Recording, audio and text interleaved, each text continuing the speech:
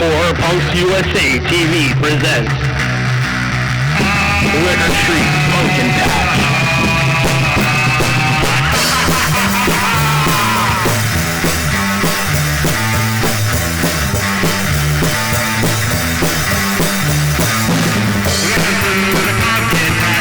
Will you ride or die?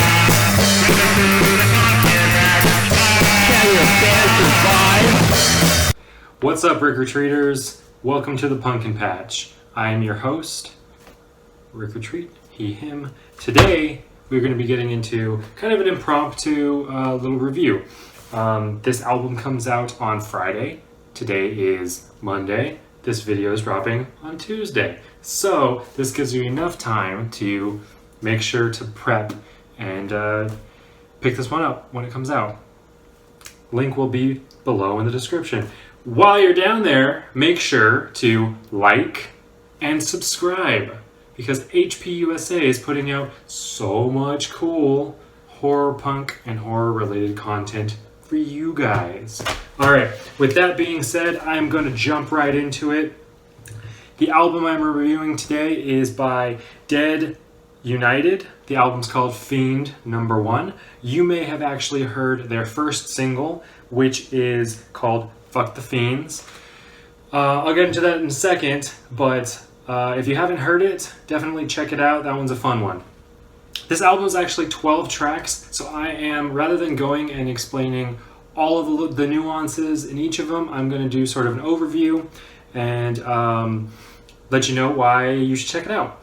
So the way that I hear this album, it kind of sounds like if Kiss was, well, okay, I'm gonna say maybe Kiss, and for some reason I'm thinking Van Halen, but I could be wrong, but maybe that's just my experience with it, were a horror punk band. So it has that sort of campy, like arena hair rock vibe to it. The singer, his voice sort of registers in like the Paul Stanley range to me, and it's mixed into, like I said, campy horror punk. You can tell that it's super campy horror punk by some of the titles. The first track is called The Old Spook Sanatorium on Kill Hill. That one starts the album off, has a sort of interesting rewind noise into a talking sort of Vincent Price-ish kind of clip. Like most of these, it has this sort of big dynamic arena rock intro. A cool part that I noted on this was in the chorus, it goes from regular, clean vocals to a vocal with a filter, sort of like a megaphone effect on it, which I thought was really cool. There is a bridge with some sort of clip over it as well that I really appreciated as well. That kind of breaks up the rest of the song with something kind of a little bit slower, a little bit more kind of out of the ordinary within the rest of the stuff going on. This next song, Green Glowing Skulls. All I have to say is the chorus, or the hook, is green glowing skulls mumbling at my balls in the moonlight. Yeah, that was said.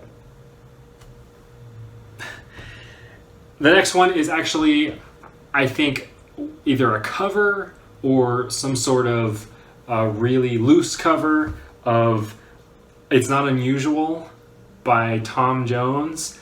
The Carlton dance, it's not unusual to be loved by anyone. So they do that.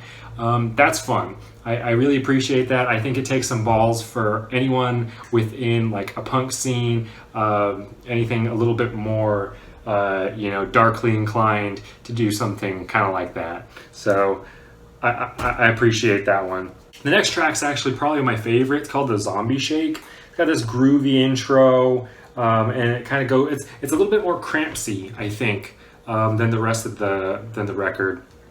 This one's cool because it has that sort of like, telling the audience that we're doing a dance thing, let's do the shake, let's do the zombie shake, like that's cool. I appreciate when bands go a little into that sort of Monster Mash vibe a little bit, and that like old school rock and roll, like, hey, I'm going to tell you that we're dancing right now, or that we're doing something. Like, I dig that. The next track is Fuck the Fiends. This one's sort of like I said, if you haven't heard it, definitely check it out. This one's like a satirical ode to the horror punk community. Sort of poking fun at the fact that a lot of bands that don't sound like the Misfits or Blitzkid, or in this case the Other, maybe don't get as much credit as they should, or as much attention as they should. I mean, most of you who are watching know that HPUSA essentially bombarded this horror punk group that was like a Misfits fan club. And I mean, cool. Yeah, we all love the Misfits. But that doesn't really mean that we should ostracize any of the bands that don't sound like that within the scene, because then there's no growth. And there's a little sidebar conversation. That's why it's awesome to be part of the third wave, because we don't really sound like the Misfits anymore. And that's rad. I mean, some of us have those influences, definitely, but the fact that other things are coming through just makes it even more interesting, Off that sidebar, that song is definitely awesome. It has the album title, Number One Fiend. It has that in the lyrics. Trying to be the number one fiend, this sort of, again, a satire of like, I'm trying to be the most horror punk here, and is this what I have to do to be that? Kind of, again, reminiscent of like what the Renfields did in their last album, where it's sort of poking fun at like the horror punk community at times. Let's see, another notable one is kind of back to the credit of being super campy. Scream, Oh Baby Scream. Like all the titles on this album kind of sound like something out of like a B or C horror flick that you get on, you go and went to Hollywood Video or Blockbuster and grab on a Friday night. Definitely has a lot of that vibe within the titles. Another one that I'm really enjoyed was called Nancy. I feel like the riff really worked really well with like the drums, the things that were going on. They have like in the kind of build up bridge part, there's like this dead note part that I don't know, I like those things where it kind of goes from regular guitar riff to this sort of whatever. Again, I'm not a guitarist. I play the drums, so I have no idea what you're doing. I don't know what to call these things, but I appreciate them and I enjoy them. So within those bridge sections, it's really cool, and there's like a really nice like whoa section on the vocals going throughout this song. Another one that I wanted to mention before getting to the last track, which is another really good notable one. Some bees. That is a track title on here, and it's about bees turning people into zombies. So there's that. The last track on this album is called Waltz of the Damned. This one's probably actually my favorite track. Kind of comes in with a harpsichord, which I appreciate. It's a little bit slower, this little like more groovy Danzig-y vibe, and then throughout the song it picks up, like kind of counts off into a faster part and then goes back down into that. I like that. I hope to hear more stuff like this from Dead United, because I think this one's really like goes in their favor. Has this sort of like I said, this Danzig-y sort of atmospheric slower metal thing, and then there's parts of it, something in me tells me that there's like this power metal vibe too. I'm not sure where that's coming from, but that's what I hear in my head. I guess maybe in the guitar riffs kind of has that vibe there too, which is cool. I feel like, and this is maybe just my own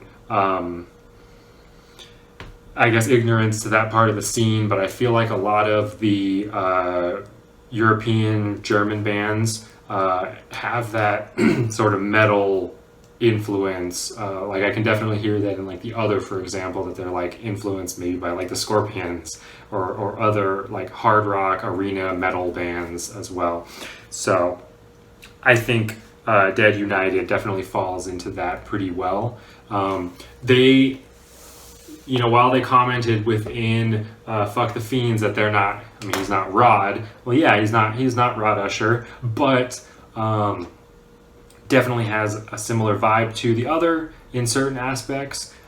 So if you're a fan of them, you may be a fan of this band. This band is just a little bit more on the playful hair metal kind of party music than maybe some of the other horror punk bands that you've heard. So this album, as I said, comes out on April 9th, Friday.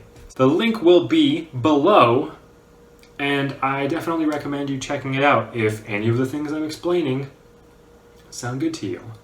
With that being said, my review is over.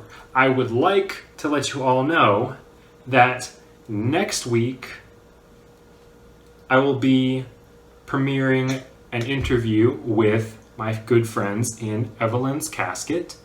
So stick around for that. And not too far after that, I will be premiering an interview with Cemetery Static. So if any of those sound interesting to you, make sure to subscribe to HPUSA TV and come and watch your boy.